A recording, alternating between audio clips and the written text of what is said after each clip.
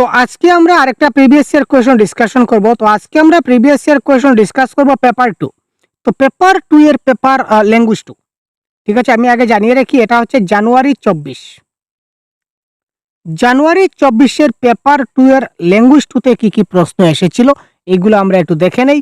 ঠিক আছে, তো পেপার 1 পেপার 2 ল্যাঙ্গুয়েজ 1 ল্যাঙ্গুয়েজ 2 বলে কিছু নাই ভাই, একদম সেম টু সেম পরীক্ষায় প্রশ্ন আসে। শুধুমাত্র ল্যাঙ্গুয়েজ 1 এ কবিতা আসে আর ল্যাঙ্গুয়েজ 2 তে কবিতা থাকে না। ডিফারেন্সটা এতটুকুই, আপনারা এই কথাটা কেন বুঝেন না? ক্লিয়ার? সেম জিনিসগুলো বারবার দেখতে থাকুন, যত বেশি করে দেখবেন তত আপনাদেরই দেখবেন পরীক্ষার হলে কাজে লাগবে। ঠিক আছে, না ভাষা সম্বন্ধে একটা ক্লাস দিয়েছি যে ভাষা সম্বন্ধে 234টা না 31টা প্রশ্ন আসছে, ভাষা থেকে 231টা প্রশ্ন আসছে। আপনারা ওই ক্লাসটা দেখলে বুঝবেন যে পেপার 1 পেপার 2 ল্যাঙ্গুয়েজ 1 ল্যাঙ্গুয়েজ মধ্যে কি ডিফারেন্স আছে। কোনো ডিফারেন্স নাই, একদম সেম প্রশ্ন। পেপার 1 এও আসছে, পেপার 2 তেও আসছে, ল্যাঙ্গুয়েজ 1 এও আসছে, ল্যাঙ্গুয়েজ 2 তেও আসছে। তো আমরা পেপার 2 আমি পেপার 1 এর গুলা দেখবো না, আমার পেপার 1 আমি পেপার 2 এর গুলা দেখবো না। স্যার আমার ল্যাঙ্গুয়েজ 1 আমি ল্যাঙ্গুয়েজ 2 এর গুলা দেখবো না। স্যার আমার ল্যাঙ্গুয়েজ 2, ইয়েস আমার জন্য এই ক্লাস। স্যার আমার তো ল্যাঙ্গুয়েজ 2 নয়, আমি এই ক্লাসটা দেখবো না। এই ধরনের ভুল কখনো করবেন না। ঠিক আছে স্যার? তো আজকে আমরা প্যাসেজ গুলা দেখছি না, প্যাসেজ গুলা হয়তো পরবর্তী সময় একবার দিয়ে দেব। তো এবার আমরা চলে যাব ডাইরেক্ট প্যাডাগজিতে। 136 নম্বর প্যাডাগজি প্যাসেজটা আমরা পরবর্তী সময় দিয়ে দেবো, আপনাদের পেয়ে যাবেন। তো 136 ভাষান্তরীকরণ বা কি বলেছে, ট্রান্সলেমিং মানে কি?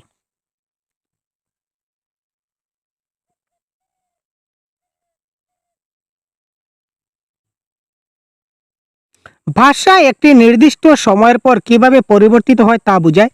একটি একাধিক ভাষাকে শ্রেণীকক্ষের উৎস হিসাবে ব্যবহার করার শিক্ষামূলক পদ্ধতি। এটি বিদ্যালয়ের কয়টি ভাষা শেখানো হবে তার উপর নীতি নয় ভাই। ভাষা শিক্ষণকালে এক ভাষা থেকে অন্য ভাষায় স্থানান্তর করা, এটাকে বলা হয়। এক ভাষা থেকে অন্য ভাষায় যখন ট্রান্সফার হয় তখন আমরা কি বলবো? Code switching.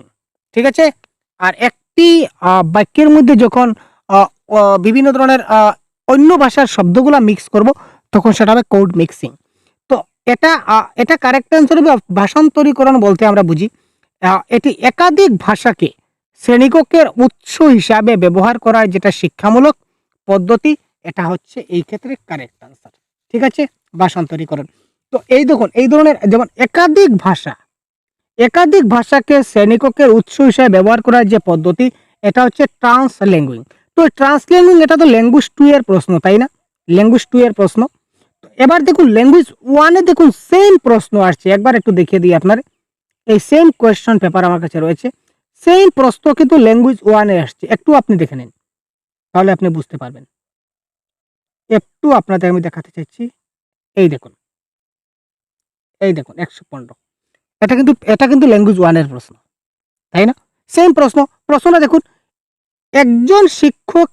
একজন ভাষা শিক্ষিকা ইংরেজিতে একটি গল্প বললেন এবং শিক্ষার্থীদের তাদের যে ভাষা জানা আছে সেই ভাষায়, তারপর ক্লাসে যে ভাষায় ব্যবহৃত হয় সেই ভাষায় গল্পটি বলার জন্য তিনি দলবদ্ধ হয়ে কাজ করতে বললেন।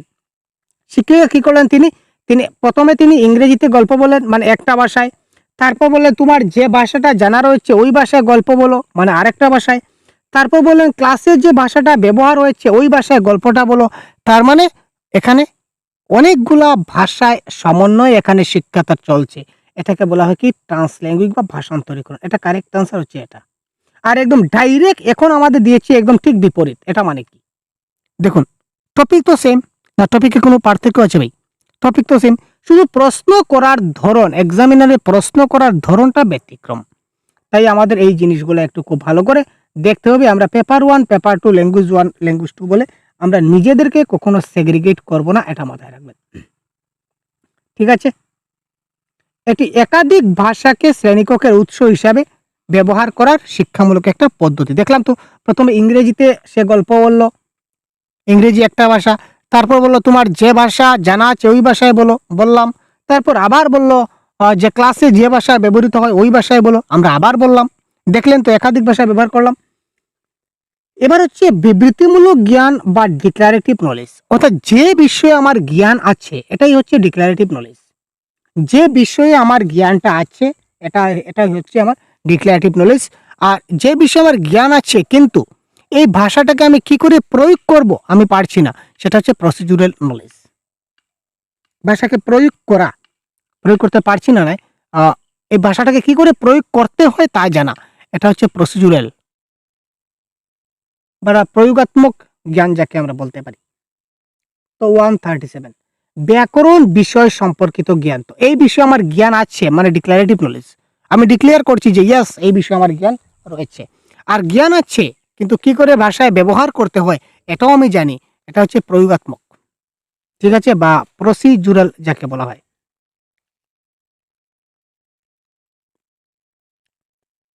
ষষ্ঠ শ্রেণীর একজন শিক্ষিকা তার ক্লাসে রান্নাঘরের কিছু জিনিসের লিখিত বর্ণনা থেকে শব্দ তালিকা শেখানোর জন্য চামচ, প্লেট, বাসনপত্র, বক্স প্যাটরা এবং প্লেন নিয়ে আসেন। ভাষা শিক্ষণে এই বস্তুগুলি কি নামে পরিচিত? Realia, cooking item, real life task না শিক্ষণ উপাদান? 138 এটা কারেক্ট আনসার হবে। তিনি বাস্তব উপাদান নিয়ে আসছেন ভাই আমাদের শেখানোর জন্য। তিনি আমাদের শেখানোর জন্য তিনি রান্নাঘর থেকে চামচ, প্লেট, বাসনপত্র, এগুলা নিয়ে আসছেন। এই বস্তুগুলা কি নামে পরিচিত? এইগুলো বস্তুগুলা রিয়েলিয়া বা বাস্তব উপাদান নামে পরিচিত, কারণ তিনি আমাদের জন্য শেখাবার জন্য তিনি রিয়েল বস্তুগুলা নিয়ে আসছেন, সুতরাং বস্তুগুলো হচ্ছে রিয়েলিয়া, ঠিক আছে। বাস্তব জীবন কর্ম হবে না, রান্নার আইটেম হবে না। আর যদি রিয়েলিয়া না থাকতো তাহলে সেটা শিক্ষণ উপাদান হিসাবে ব্যবহার হতো। Clear sir? নিচের পদ্ধতিগুলির কোনটি ভাষা শিক্ষণের জন্য মৌখিক অনুশীলন এবং ভাষার মান্য বৈশিষ্ট্যগুলি নিয়ন্ত্রণকে সমর্থন করে? 139 মৌখিক অনুশীলন, মৌখিক মানে কি? কথা বলতে হয়। এবং ভাষার মান্য বৈশিষ্ট্যগুলি, যে ভাষাগুলো যে বলতে হয় এটার একটা মান্য বৈশিষ্ট্য আছে। তো আমি যা ইচ্ছা তা বলে দিলাম, এটা তো হলো না, এটার রেস্ট্রিকশন আছে। তো আমি যে বলবো সেটা কি বলবো, এটা তো আমার একটা নিয়ন্ত্রণ আছে। নিয়ন্ত্রণকে কে সমর্থন করে? এখানে দেখুন শ্রবণমূলক ভাষা তত্ত্ব, অডিও লিঙ্গুয়ালিজম, এটা হবে এই ক্ষেত্রে কি কারেক্ট আনসার। কোনটি ভাষা শিখনের প্রয়োজনে, অর্থাৎ শ্রবণমূলক ভাষা তত্ত্বটা ভাষা শিখনের প্রয়োজনে কি করে? মৌখিক অনুশীলন এবং ভাষার মান্য বৈশিষ্ট্যগুলির নিয়ন্ত্রণকে সমর্থন করে।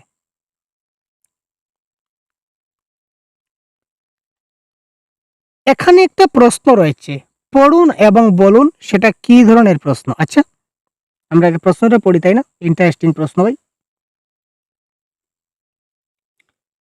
একটি ছোট্ট মেয়ের গল্প পড়ে তার কষ্ট এবং অসুবিধাগুলির সম্মুখীন হওয়ার সাহস তোমার অনুভূতিতে আলোড়ন তুলল। তোমাকে এই ছোট্ট মেয়েটির প্রশংসা করে তাকে একটি চিঠি লিখতে হবে 120টি শব্দের মধ্যে। একটা দীর্ঘ উত্তরমূলক প্রশ্ন, না জ্ঞাত তথ্যাদির উপর অজ্ঞাত তথ্যাদি নিরূপণমূলক প্রশ্ন, না অপ্রাসঙ্গিক প্রশ্ন বা অভিভুক্তি? প্রথমে এটা দীর্ঘ প্রশ্ন উত্তর তো হবেই না, তারপর অপ্রাসঙ্গিক বলতে পারি না, কারণ প্রসঙ্গ তো আছে। কোন প্রসঙ্গ? যে মেয়েটা অসুস্থ, মেয়েটা কষ্ট, মেয়েটা সমস্যায় পড়ছে, নিশ্চয়ই প্রসঙ্গ তো আছে। অভিব্যক্তি, এক্সপ্রেসিভ কোয়েশ্চন না।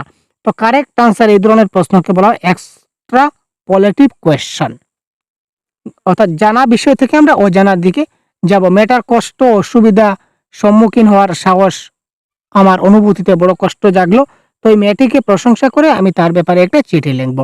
এটা হচ্ছে এক্সট্রাপোলেটিভ কোয়েশ্চনের মধ্যে পড়ছে। ত্রিভাষা নীতি, আগেও ছিল ত্রিভাষা নীতি থেকে, কিন্তু আগের বারও প্রশ্ন এসছে। এই প্রশ্নে আমরা পেপার ল্যাঙ্গুয়েজ 1ও প্রশ্ন দেখলাম, এবার ল্যাঙ্গুয়েজ 2তেও কিন্তু প্রশ্ন আসছে ত্রিভাষা নীতি। তো ত্রিভাষা নীতিতে নিচের কোনটি সঠিক? ত্রিভাষা নীতিতে প্রথমত মাতৃভাষা বা মাদার টাংকে কিন্তু প্রথমে স্থান দিয়েছে, এটা মাথায় রাখবেন। ত্রিভাষা নীতিতে মাতৃভাষা বা গৃহের ভাষা বা ঘরের ভাষাকে প্রথমে স্থান দিয়েছে, এটা আমরা মাথায় রাখবো। এটা যখনই মাথায় রাখবো আমাদের কারেক্ট আনসার কিন্তু হয়ে যাবে টুকুক করে।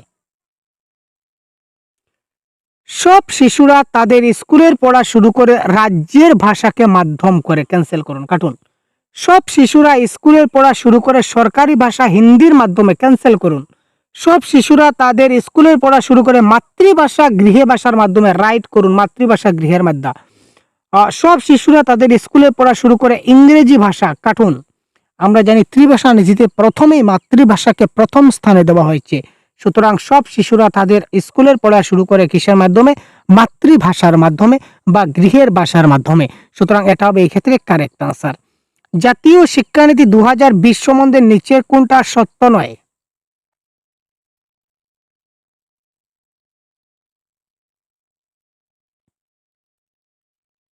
ত্রিভাষা নীতির অন্তর্গত মাতৃভাষা এবং গৃহের ভাষার অধ্যয়ন। ত্রিভাষা নীতি কিন্তু মাতৃভাষাকে প্রথম দিয়েছে, এটা আমরা জানি।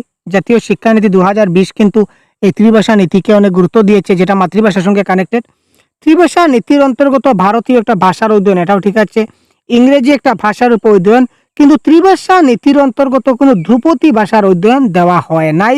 সুতরাং এটা এই ক্ষেত্রে সত্য নয়। সুতরাং option number 4 is the right answer. ত্রিভাষা নীতিতে আমরা কোনো ধ্রুপদী ভাষাকে আমরা পাই নাই। ভাষা শিখনে নিচের কোনটি সত্য? ভাষা শিখনের নিচের কোনটা সত্য?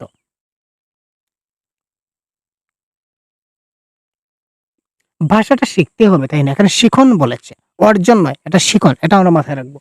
স্থানীয় প্রথম ভাষার জ্ঞান দ্বারা দ্বিতীয় ভাষা শিখনে কিছু করার থাকে না। স্থানীয় বা প্রথম ভাষার জ্ঞান দ্বিতীয় ভাষা শিখনে সহায়তা করে। প্রথম ভাষা এবং দ্বিতীয় ভাষা শেখা সম্পূর্ণরূপে স্বতন্ত্র। স্থানীয় বা প্রথম ভাষার জ্ঞান দ্বিতীয় ভাষা শিখনে প্রতিবন্ধকতা কিংবা বাধার সৃষ্টি করে। তো কারেক্ট আনসার কি হবে? খুব তাড়াতাড়ি কমেন্ট করুন 143। আপনারা কমেন্ট বক্সে এভাবে লিখে দিন 143, অপশন নাম্বার 1 অথবা 2 অথবা 3 অথবা 4। দেখি কার কার কারেক্ট আনসার সঠিক আসে।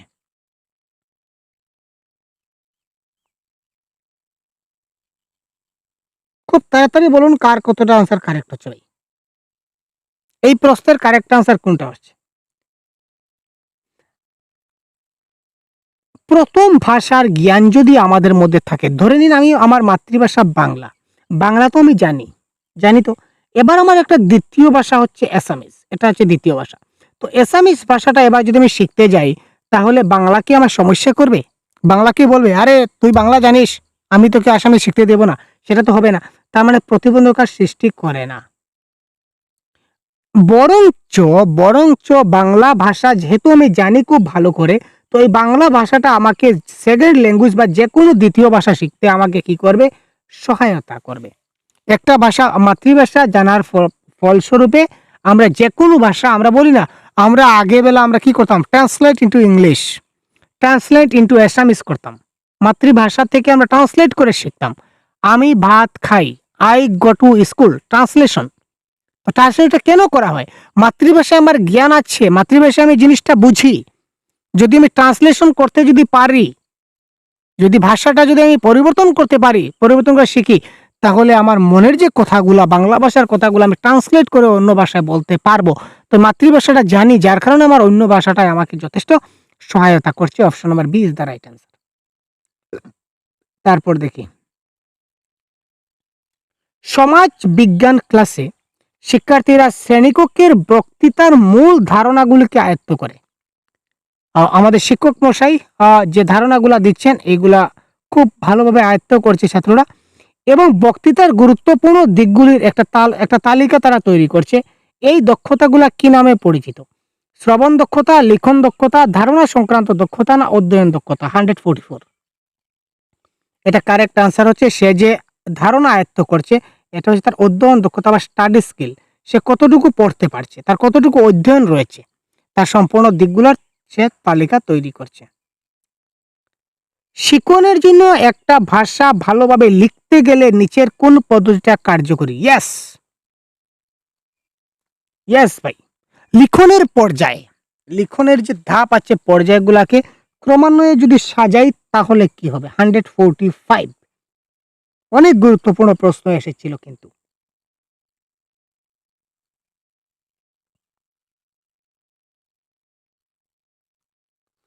প্রথমেই আমরা কি করব? ব্রেইনস্টর্মিং করব। প্রথমেই চিন্তা ভাবনার আলোড়ন করব। ইয়েস, সবটাই তো কিরকম খেচকা লাগছে, তাই না? তো এই ক্ষেত্রে আমরা বলে দিই কারেক্ট আনসার অপশন নাম্বার 3।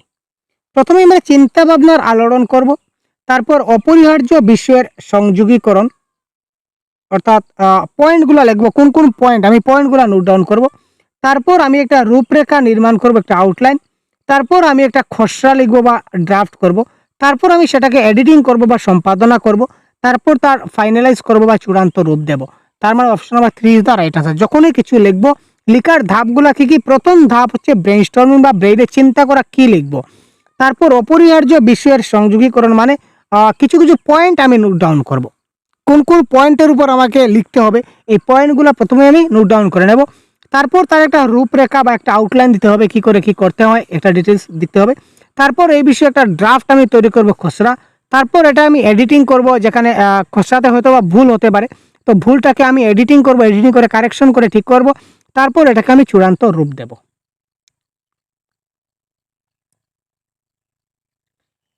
এটি শিক্ষামূলক ভাষা অথবা বিভিন্ন পাঠ্য বিষয়ের ক্ষেত্রে প্রয়োজনীয় ভাষার দক্ষতা বোঝায়।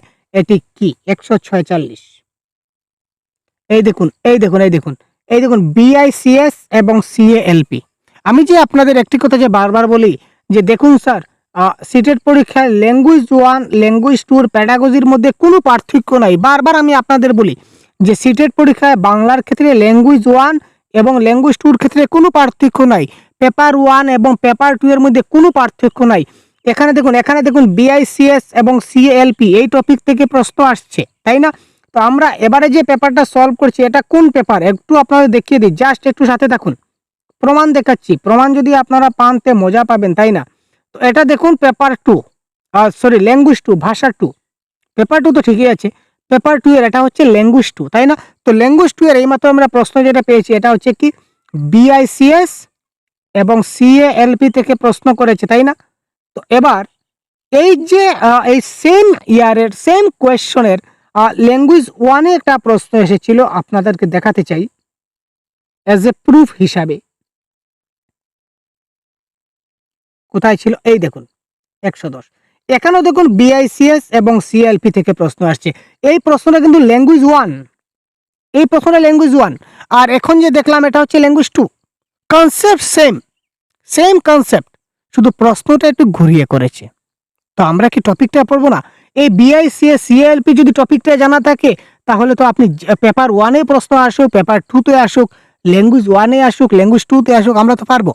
তো স্যার পেপার 1 এর কোনগুলা টপিক, পেপার 2 এর কোনগুলা টপিক, ল্যাঙ্গুয়েজ 1 এর কোনগুলা টপিক, ল্যাঙ্গুয়েজ 2 এর কোনগুলা টপিক, কাইন্ডলি এই চিন্তাধারা থেকে মাথা থেকে সরান এই চিন্তাধারা। প্রত্যেকটা প্যাডাগজির প্রত্যেকটা টপিক, ব্যাকরণের প্রত্যেকটা topic paper 1, paper 2, language 1, language 2 প্রত্যেকটাতে সমান, ডিফারেন্সটা সেম। শুধুমাত্র একটা প্যাসেজের ক্ষেত্রে সমস্যা হয় যে আমাদের ল্যাঙ্গুয়েজ 1 এ প্যাসেজ আসে না, সরি কবিতা আসে না। ল্যাঙ্গুয়েজ 1 এ পোয়েম আসবে না, কি বলে ফেললাম, পোয়েম মানে কবিতা। ল্যাঙ্গুয়েজ 1 এ পোয়েম আসে, ল্যাঙ্গুয়েজ 1 এ পোয়েম আসে। এবার উল্টাপাল্টা বলা শুরু করেছি আমি, দেখতে পাচ্ছেন তো? তো ল্যাঙ্গুয়েজ 1 এ কিন্তু পোয়েম আসবে, আর ল্যাঙ্গুয়েজ 2 তে আমাদের পোয়েম আসবে না। এটাই হচ্ছে ডিফারেন্স। ঠিক আছে? অনেকক্ষণ বকবক করতে করতে মানে আমারও মানে ব্রেইনে উল্টাপাল্টা ফাংশন করছে ভাই, দেখুন। ঠিক আছে? তো ল্যাঙ্গুয়েজ 1 এ আমাদের পোয়েম থাকবে আর ল্যাঙ্গুয়েজ 2 তে পোয়েম থাকবে না, ডিফারেন্স এতটুকুই। তো এই দেখুন বিআইসিএস সিএলপির সেম প্রশ্ন, ঠিক আছে না? তো এই প্রশ্নটা কারেক্ট আনসার কি হয়? 110। যে ভাষা আমরা দিনের পর দিন মৌখিক সংযোগ সাধনে ব্যবহার করি তাকে বলা হয় কি? দেখুন কনসেপ্ট আমি আগের ক্লাসে বলেছিলাম, আবার বলি। বিআইসিএস এবং সিএএলপির যেটা কনসেপ্ট যদি আমরা সংক্ষেপে বলি, তাহলে আমরা বলতে পারি যে যে সকল কথাবার্তা আমরা দৈনন্দিন জীবন যাপনে, আমি ঘুম থেকে উঠার পর জেনারেলি ইনফরমেলি, ফর্মালি না ইনফরমেলি, আমি মায়ের সঙ্গে, বাবার সঙ্গে, বন্ধু বান্ধবের সঙ্গে যেরকম কথাবার্তা বলি, বা একটা দোকানে গিয়ে কোনো জিনিসপত্র কিনলাম, অর্থাৎ প্রত্যেক দিন আমি যত কথাবার্তা বলি না কেন, সবগুলা হচ্ছে বিআইসিএস। এক কথায় সবগুলো হচ্ছে বিআইসিএস। এবং পাঠ্যপুস্তক কেন্দ্রিক, পাঠ্য বই থেকে কোনো কিছু পড়া, আমার বা স্কুলে গিয়ে কোনো কিছু পড়া, পাঠ্য বইয়ে লেখা আছে কোনো কিছু পড়া, এগুলা হচ্ছে কি আমার সিএএলপি, কগনিটিভ একাডেমিক ল্যাঙ্গুয়েজ প্রফিসিয়েন্সি। এখানে বলেছে দিনের পর দিন মৌখিক যে সংযোগ সাধন করি, আমরা দিনের পর দিন যে কথাগুলা বলি, সেই কথাগুলা কি? এইমাত্র বললাম সেগুলা কি স্যার? সেগুলো হচ্ছে বিআইসিএস। কনসেপ্টের ক্লাস আমি আরো ভালোভাবে দিয়েছি, আপনাদের দেখা না থাকলে অবশ্যই দেখে নিন, আমাদের অ্যাপে অলরেডি আপলোড করে দেওয়া আছে। যারা অ্যাপে জয়েন আছেন অবশ্যই আপনারা দেখে নিন। তো এবারে এই প্রশ্নটি যে দেখাতেছিলাম, দেখুন কথা প্রসঙ্গে কতগুলা কথা বলতে হয়, আপনারা তো বিশ্বাস করছেন না ভাই। এবার দেখুন সেম প্রশ্ন, তাই না? একটি শিক্ষামূলক ভাষার বা বিভিন্ন পাঠ্য বিষয়ের ক্ষেত্রে প্রয়োজনীয় ভাষার দখল, এই যে পাঠ্য বিষয় বা শিক্ষামূলক প্রতিষ্ঠান বা স্কুলে গিয়ে আমরা পড়লাম, তো স্কুলে গিয়ে পড়া বা পাঠ্য বিষয়ের জন্য পড়া, এটা হচ্ছে কি সিএএলপি, কগনিটিভ একাডেমিক ল্যাঙ্গুয়েজ প্রফিসিয়েন্সি, ধারণা সংক্রান্ত শৈক্ষিক ভাষা যোগ্যতা। বা প্রত্যেক দিন আমি যে সকল ভাষা ব্যবহার করি ঘরের কাজের জন্য বা আমার প্রয়োজনের তাগিদে, আমি প্রত্যেকদিন যে সকল কথাবার্তা বলি, মৌখিক কথাবার্তা বলি, সবগুলা হচ্ছে বিআইসিএস, বেসিক ইন্টারপার্সোনাল কমিউনিকেশন স্কিল। এবার 147, ষষ্ঠম শ্রেণীর ছাত্র, তার নাম হচ্ছে এলাম। সে 4টা ভাষায় কথা বলতে পারে। ও মাই গড, 4টা ভাষায় কথা বলতে পারে, কন্নড়, মারাঠি, হিন্দি এবং ইংরেজি। খুব ভালো স্টুডেন্ট তো দেখছি ভাই, সে 4টা ভাষায় কথা বলতে পারে, বহুত বড়িয়া। সে যখন বাড়িতে বাবা মায়ের সাথে কথা বলে তখন সে 4টি ভাষায় স্বাচ্ছন্দ্যে ব্যবহার করতে পারে।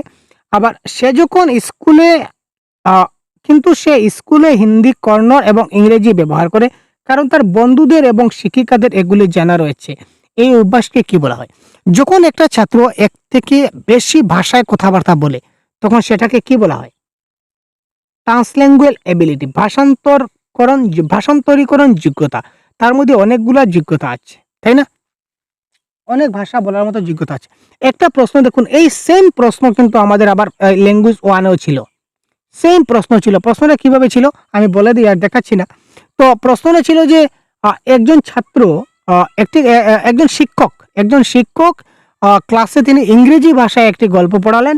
তারপর তিনি বললেন যে তোমাদের যে ভাষাটা জানা আছে তোমরা ওই ভাষায় গল্পটাকে বলো, আবার ক্লাসে যে ভাষায় শিক্ষা দান হয় ওই ভাষায় বলো।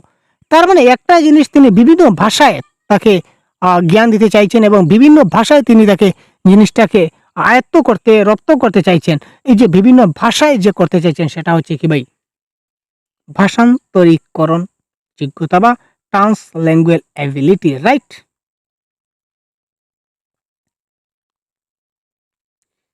এরূপ একটা পরিস্থিতি আমাদের মধ্যে চলে আসবে যেখানে শিক্ষার্থীরা বিষয়ের উদ্দেশ্যের বিপরীতমুখী চিন্তা করে, যেখানে তাদের পুনরায় এটি বুঝার সুযোগ দেওয়া হয়, শিক্ষার্থীদের উন্নতির জন্য এই পদ্ধতির প্রচেষ্টাকে কি বলা হয়?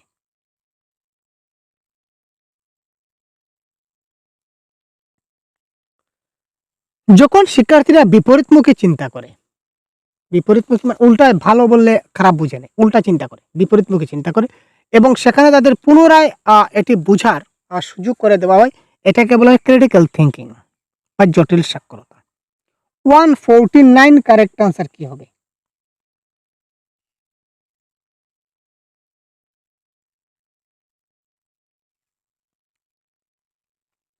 অষ্টম শ্রেণীর একজন শিক্ষক 5টি ইংরেজি বাক্য সম্বন্ধিত একটি পাঠ 2বার পড়লেন। প্রশ্নটা আমরা ভালো করে পড়ি। অষ্টম শ্রেণীর একজন শিক্ষক তিনি কি করলেন? 5টা ইংরেজি বাক্য সমন্বিত একটি পাঠ 2বার পড়লেন এবং তার শিক্ষার্থীদের সেই পাঠটি মনোযোগ সহকারে শুনতে বললেন। তিনি একটা পাঠ পড়লেন এবং ছাত্রদের বললেন যে তোমরা খুব ভালো করে শোনো। তারপর তিনি পঠিত পাঠটির কাছাকাছি, একদম এক নয়, একটি পাঠ পুনরায় তৈরি করার জন্য 4 জনের একটি দলকে কাজ করতে বললেন। এই প্রক্রিয়াটিকে আমরা কি বলতে পারি? ইংরেজি বাক্য সম্বন্ধীয় একটি পাঠ তিনি 2বার পড়লেন এবং শিক্ষার্থীদের সেই পাঠটা মনে শুনতে বললেন এবং শোনার পর বললেন যে এই সেম টু সেম রিলেটেড তোমরা আবার আরেকটা গল্প তোমরা তৈরি করো বা আরেকটা গল্প তোমরা বলো। তো এটা আমরা যদি বলি, এটা অনুচ্ছেদ শ্রুতিলিখন হতে পারে, আবার সংঘবদ্ধ শ্রুতিলিখন হতে পারে, দুইটাই হতে পারে correct answer. Collective paragraph detection কেন, অনুচ্ছেদ শ্রুতিলিখন কেন, মানে তিনি এই ধরনের একটা আরেকটা অনুচ্ছেদ তিনি তাদের লিখতে দিচ্ছেন, সুতরাং এটা অনুচ্ছেদ শ্রুতিলিখন হতে পারে। আবার কালেক্টিভ সংঘবদ্ধ কেন, কারণ তিনি দলগতভাবে কাজ করতে দিয়েছেন, সুতরাং সেটা সংঘবদ্ধ হতে পারে। অফিসিয়াল আনসার কিন্তু এই দুটো আনসারই কারেক্ট দেওয়া হচ্ছে। লাস্ট প্রশ্ন দেখি, শিক্ষণের ফলাফল শিক্ষার্থীকে যোগ্য করে তোলার প্রচেষ্টা করে। শিক্ষণের ফলাফল শিক্ষার্থীকে যোগ্য করে তোলার প্রচেষ্টা করে, সীমিত নিয়মাবলীর মধ্যে যোগ্যতা লাভে সফল হতে, সব দক্ষতার শিখনের সামান্যতম স্তরে পৌঁছানোর সফল হতে, সীমিত নিয়মাবলীর মধ্যে ভাষাগত উপাদান গ্রহণের সফল হতে, সীমিত নিয়মাবলীর মধ্যে ব্যাকরণগত জ্ঞান অর্জনের সফল হতে। তো এটা কারেক্ট আনসার হবে, সে নিয়মাবলী কম থাকবে এবং যোগ্যতা লাভে যেন সফল হয়। শিখনের ফলাফল মানে কি, লার্নিং আউটকাম। তো আমরা যে ছাত্রদের শেখাই, তো শেখানোর ক্ষেত্রে আমরা চাই যে নিয়মাবলী সবচেয়ে কম থাকুক, কিন্তু ছাত্ররা যেন যোগ্য মর্যাদা পায় বা সে যেন যোগ্যতা স্থান লাভ করে। আমি যা তাকে বোঝাতে চাইছি, জানাতে চাইছি, সেটা যেন তাকে আমি বোঝাতে পারি। ঠিক আছে ভাই, তো এই ছিল আজকের ক্লাস, এবং এই সবগুলা ক্লাসের PDF, previous year question, mock test সবগুলো আমাদের সহজগুরু অ্যাপে অলরেডি আপলোড করা আছে। আপনারা চাইলে সহজগুরু অ্যাপটা ডাউনলোড করে আপনারা দেখতে পারেন। Clear sir? অনেকগুলা পিডিএফ দেওয়া আছে, অনেকগুলা মক টেস্ট দেওয়া আছে, 50টারও বেশি প্র্যাকটিস সেট দেওয়া আছে আমাদের বাংলা ভাষার কোর্সে। তো আপনারা এই অ্যাপটা, সহজগুরু অ্যাপটা প্লে স্টোর থেকে ডাউনলোড করে আপনারা অবশ্যই দেখতে পারেন। ঠিক আছে? এবং প্রতিদিন এই ধরনের আপনারা প্রিভিয়াস ইয়ার কোয়েশ্চন ক্লাস পেয়ে যাবেন, এবং কনসেপ্টের ক্লাস অলরেডি হয়ে গেছে, আপনারা আমাদের ক্লাসে দেখতে পাবেন, এবং গ্রামারের ক্লাস অলরেডি হয়ে গেছে, আপনারা প্রিভিয়াস ভিডিওগুলো দেখলে পেয়ে যাবেন। এবং এখন আমরা কন্টিনিউ মার্জলি আমরা ক্লাসগুলো, ম্যারাথন ক্লাস এবং প্রিভিয়াস ইয়ার কোয়েশ্চন কন্টিনিউয়াসলি চালাবো। সুতরাং চ্যানেলকে সাবস্ক্রাইব করে সাথে থাকুন পরবর্তীতে এই ধরনের ক্লাস পেতে। ধন্যবাদ। জয় হিন্দ।